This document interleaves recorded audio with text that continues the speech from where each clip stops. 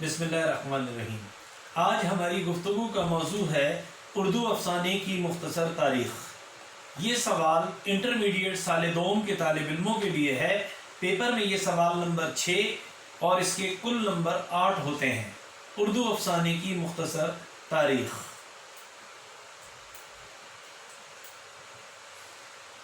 افسانہ جدید صنعتی اور مشینی دور کی پیداوار ہے۔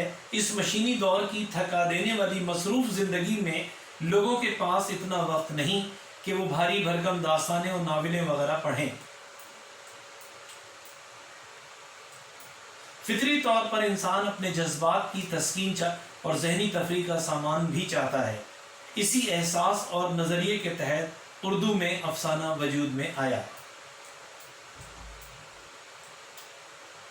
اردو کا موجودہ افسانہ دراصل داستان اور ناول کی ترقی یافتہ شکل ہے۔ اس کے لیے انگریزی میں شارٹ سٹوری اور فکشن کے الفاظ استعمال کیے جاتے ہیں۔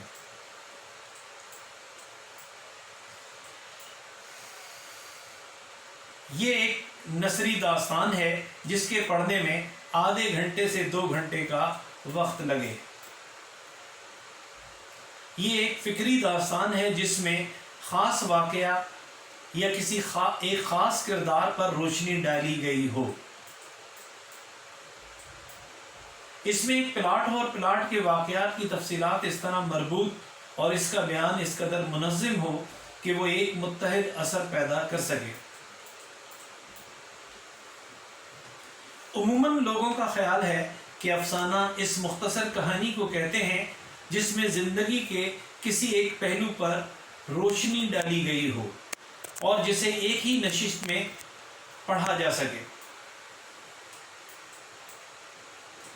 اردو افسانے کا ابتدائی دور۔ اردو میں افسانے کا آغاز 20ویں صدی میں ہوا۔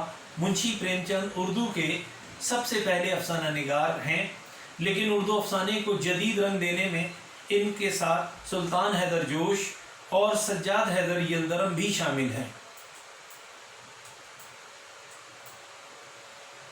اردو افسانے کی یہ خوش قسمتی تھی کہ اس کو ابتدا ہی میں ایسی عظیم ہستیاں مل گئیں جن کی کوششوں سے افسانہ بہت جلد ترقی کی راہوں پر چل نکلا۔ منشی پریم چند اور سماجی حقیقت۔ پریم چند نے اپنا پہلا افسانہ انمول رتن 1905 میں لکھا۔ انہوں نے ہندوستان کے دیہات کی سچی تصاویر پیش کی۔ پریم چند کا مقصد ہندوستان کی تہذیب و تمدن کی عکاسی اور آزادی کی جد و جہد کرنا تھا۔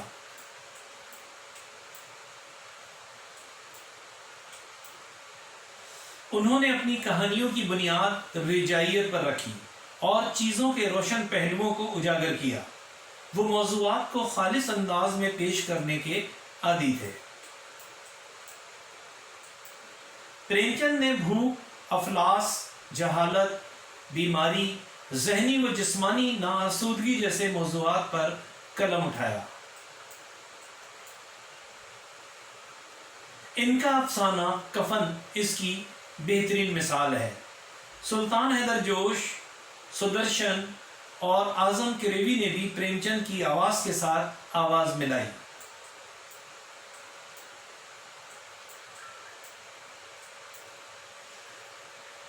رومانوی دور اور سجاد حیدر یلدرم۔ سجاد حیدر یلدرم بھی اردو افسانے کے ابتدائی دور سے ہی تعلق رکھتے ہیں، لیکن انہوں نے پریم چند اور سلطان حیدر جوش کے راستے پر چلنے کے بجائے رومانیت کو اپنے افسانوں کا موضوع بنایا۔ ان کے ساتھ علامہ نیاز فتح پوری اور مجنو گورکھپوری بھی شامل ہو گئے۔ یلدرم کے افسانوں میں رومانویت بالکل مغربی انداز کی پیش کی گئی کیونکہ فطری طور پر وہ مغرب جیسی آزادی کے حق میں تھے۔ تراجم کا دور۔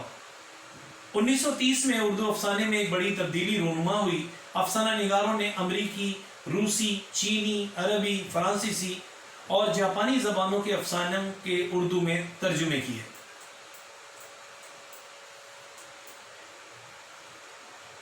ان افسانہ نگاروں میں پروفیسر مجید، منظور احمد، خواجہ منظور حسین، جلیل قدوائی، فضل حق قریشی، سجاد ظہیر، حیات اللہ انصاری اور اختر حسین رائے پوری خاص طور پر شامل ہیں۔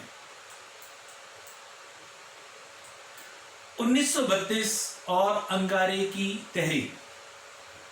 مغرب میں جو مادیت پرستی کا طوفان اٹھ کھڑا ہوا تھا اور وہ ہر چیز میں حقیقت کا رنگ بھرنا چاہتا تھا، ہماری افسانہ نگاری بھی اس حقیقت پسندی سے متاثر ہوئے بغیر نہ رہی اور ایک نئی افسانوی تحریک نے جنم لیا جو انگارے کی تحریک کہلاتی ہے۔ انگارے کی تحریک۔ ان افسانہ نگاروں نے اپنے افسانوں میں حقیقت نگاری کا گہرے سے گہرا رنگ چڑھانے کی کوشش کی۔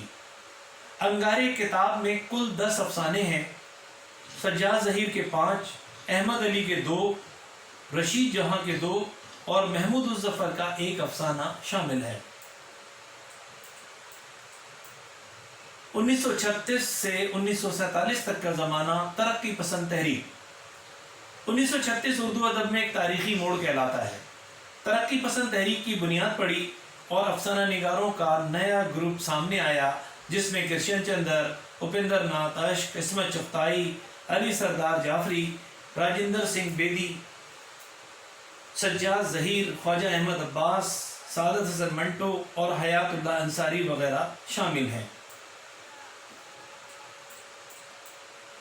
اردو ادب کی تاریخ کا یہ پہلا موقع تھا کہ ان لکھنے والوں نے انگارے کے موضوعات کے ساتھ ساتھ نئے سیاسی اور معاشی نظریات کو بھی اپنا موضوع بنایا۔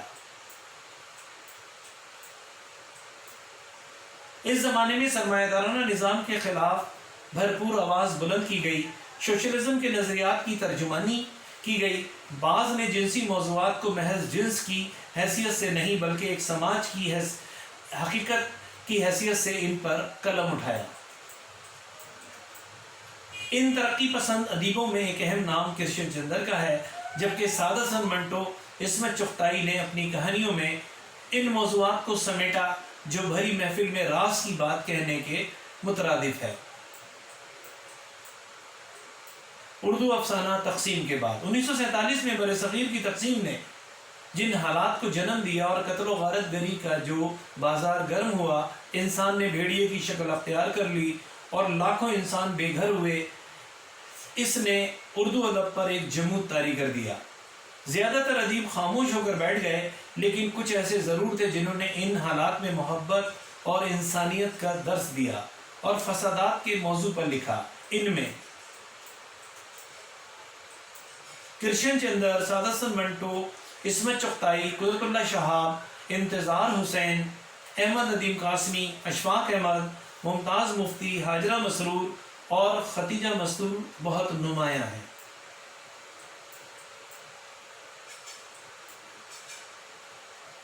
اردو افسانہ اور علامت نگاری۔ 1960 کی دہائی میں جب لکھنے والے لوگوں کو زبابندی کے دور سے گزرنا پڑا تو اردو افسانے میں علامت نگاری کے دریچے کھلتے چلے گئے۔ اس زمانے میں انتظار حسین اور ڈاکٹر انور سجاد نے نئی نئی علامات کا سہارا لے کر یاد ماضی اور حال کے جبر کو پیش کیا۔ آگے چل کر مظہر الاسلام اور احمد ہمیش نے بھی خوبصورت علامتی افسانے تخلیق کیے۔ اردو افسانے کا دور جدید۔ جدید عہد کے افسانہ نگاروں نے دور جدید کے مسائل اور انسانی زندگی پر سائنس اور ٹیکنالوجی کے اثرات کو بڑی خوبصورتی سے اپنے افسانوں میں پیش کیا۔ عہد جدید کے افسانہ نگاروں نے معاشرتی تبدیلیوں کو بخوبی محسوس کیا اور انہیں اپنی کہانیوں میں کمال فن سے منتقل کیا۔ ان جدید افسانہ نگاروں میں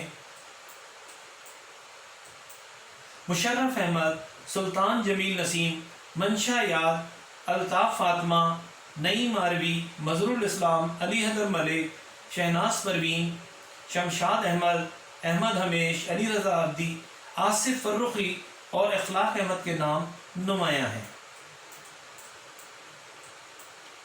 نتیجہ فکر اور حاصل گفتگو۔